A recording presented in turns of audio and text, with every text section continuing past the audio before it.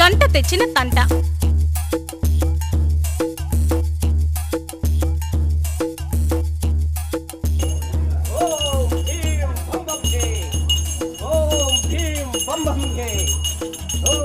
ఇటువంటి గంట బాబాల రాక గురించి అతని ముఠ ముందుగానే ఆ ప్రాంతంలో తెలియచేస్తారు. వీరు సాధారణంగా మహిళలు మాత్రమే ఇంట్లో ఉన్న సమయాలను ఎంచుకుంటుంటారు.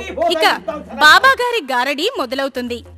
అమ్మా, మీ ఇంటికి కీడు ఉంది, అది పోవాలంటే నేనొక పూజ చేస్తానని వారిని నమ్మించి పూజకు కావలసిన ఏర్పాట్లు చేయిస్తాడు. పూజలో భాగంగా కొంత బంగారం తెప్పించి తను తెచ్చిన డబ్బాలోనే వేయించి పూజ ప్రారంభిస్తాడు. ఈ బాబాలు ఫ్లూటు బాబా, గంట బాబా, శంఖం బాబాల వేషాలలో వస్తుంటారు.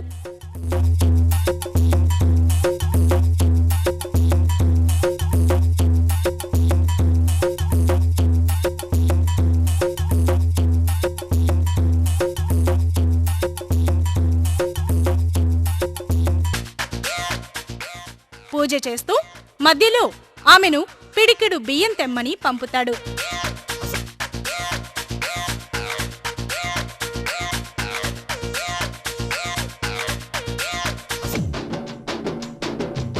ఈ సమయం చాలు బాబాగారికి డబ్బా మార్చడానికి.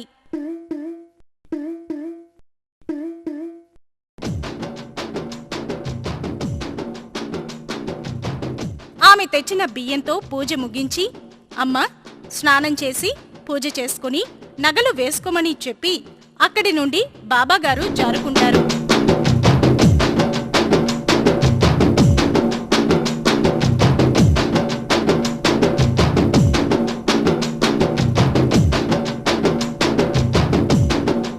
ఇటువంటి దొంగ బాబాలను, మాంత్రికులను, తాంత్రికులను